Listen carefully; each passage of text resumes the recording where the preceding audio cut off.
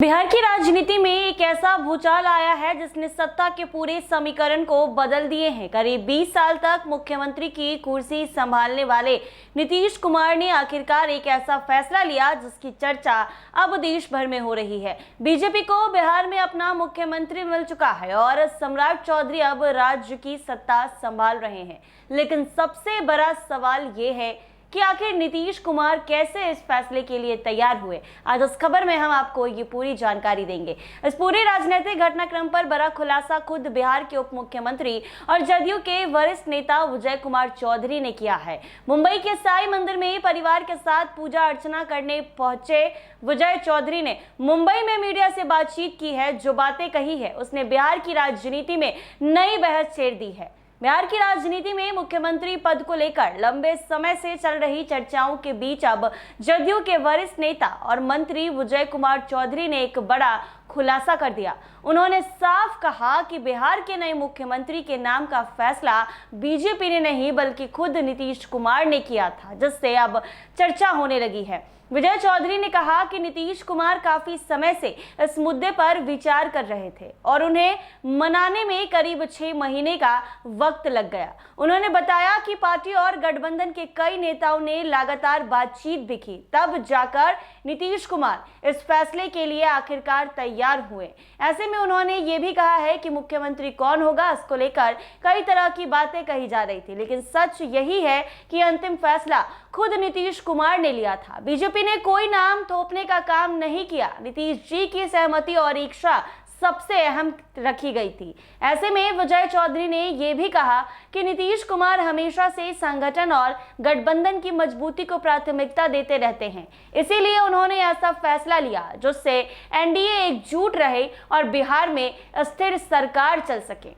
इसी दौरान जब उनसे नीतीश कुमार की राजनीति में एंट्री को लेकर सवाल पूछा गया तो उन्होंने साफ जवाब दिया। विजय चौधरी ने कहा कि निशांत कुमार को लेकर मीडिया में कई तरह की अटकलें लगाई जाती रही, लेकिन अभी तक ऐसा कोई औपचारिक चर्चा पार्टी के भीतर नहीं हुआ। ऐसे में आपको बता दें कि विजय कुमार चौधरी ने साफ शब्दों में कहा कि बिहार में बीजेपी का मुख्यमंत्री बनाने को लेकर लंबे समय से अंदर खाने चर्चा चल रही थी। यह कोई अचानक लिया गया फैसला नहीं था, इसके पीछे महीनों की रणनीति और राजनीतिक मंथन था। उन्होंने ये भी बताया कि इस पूरी प्रक्रिया को पूरा करने में करीब 6 महीने का समय लगा था। उन्होंने कहा कि बीजेपी हमेशा से नीतीश कुमार के नेतृत्व का समर्थन करती रही। ऐसे में नीतीश कुमार ने यह महसूस किया कि अब अगली पीढ़ी को मौका दिया जाना चाहिए, लेकिन वह मौका उसी सहयोगी दल को मिले जो दशकों से उनके साथ खड़ा रहा। इसी सोच के तहत उन्होंने मुख्यमंत्री पद छोड़ने का फैसला किया और बीजेपी के नेता सम्राट चौधरी को बिहार की कमान सौंप दी गई। इसको लेकर उन्होंने खुद नाम भी तय किया था। इसको लेकर उन्होंने ये भी कहा था कि बीजेपी पार्टी के किसी ऐसे युवा को मुख्यमंत्री बनाया जाना चाहिए जो 20 सालों से उनके साथ है। इसीलिए उन्होंने अपने मुख्यमंत्री पद से इस्तीफा दे दिया और बीजेपी के सम्राट चौधरी मुख्यमंत्री बने। विजय चौधरी ने यह भी कहा कि नीतीश कुमार पिछले 20 वर्षों तक बिहार के मुख्यमंत्री रहे हैं और इस दौरान उन्होंने राज्य में सड़क, शिक्षा, स्वास्थ्य और कानून व्यवस्था जैसे कई क्षेत्र में बड़े बदलाव किए। लेकिन अब उनका मानना था कि नई पीढ़ी को नेतृत्व देना चाहिए ताकि बिहार की राजनीति में नई ऊर्जा आए। हालांकि इस खुलासे से भी ज्यादा सनसनीखेज बयान निशांत कुमार को लेकर आया। विजय कुमार चौधरी ने पहली बार खुलकर बताया कि नीतीश कुमार अपने बेटे निशांत कुमार को राजनीति में लाने के पक्ष में नहीं थे। उन्होंने ये भी कहा कि जब पार्टी नेताओं ने निशांत को राजनीति में लाने की बात की तब नीतीश कुमार लगातार इसका विरोध करते रहे। उनका मानना था कि उन्होंने हमेशा परिवारवाद की राजनीति का विरोध किया। ऐसे में अपने बेटे को राजनीति में लाना उनके सिद्धांतों के खिलाफ होगा। लेकिन पार्टी नेताओं और कार्यकर्ताओं ने लगातार नीतीश कुमार को समझाया।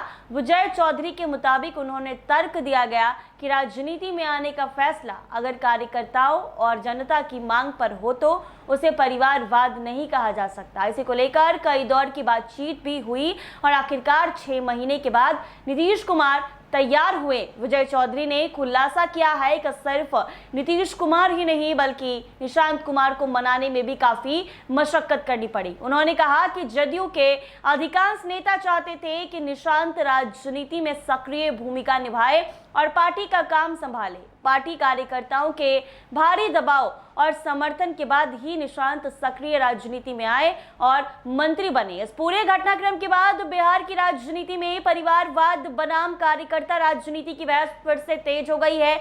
नेता प्रतिपक्ष तेजस्वी यादव ने इस मुद्दे पर बीजेपी और जदयू दोनों पर जोरदार हमला किया है। उन्होंने सवाल उठाया है कि जो लोग वर्षों तक परिवारवाद के खिलाफ बोलते रहे, वही अब अपने परिवार को राजनीति में आगे बढ़ा रहे हैं। ऐसे में आपको बता दें कि तेजस्वी यादव के आरोपों पर पलटवार करते हुए विजय चौधरी ने कहा कि लालू यादव खुद अपने बेटे और बेटियों को राजनीति में लेकर आए हैं। ऐसे में जदयू पर परिवारवाद का आरोप लगाना उचित नहीं है। उन्होंने दावा किया कि निशांत कुमार किसी पारिवारिक दबाव में नहीं, बल्कि कार्यकर्ताओं की मांग पर राजनीति में आए हैं। अब बिहार की राजनीति में सबसे बड़ी चर्चा यही है कि क्या सम्राट चौधरी का मुख्यमंत्री बनना और निशांत कुमार की राजनीति में एंट्री आने वाले समय में नए राजनीतिक अध्याय की शुरुआत है।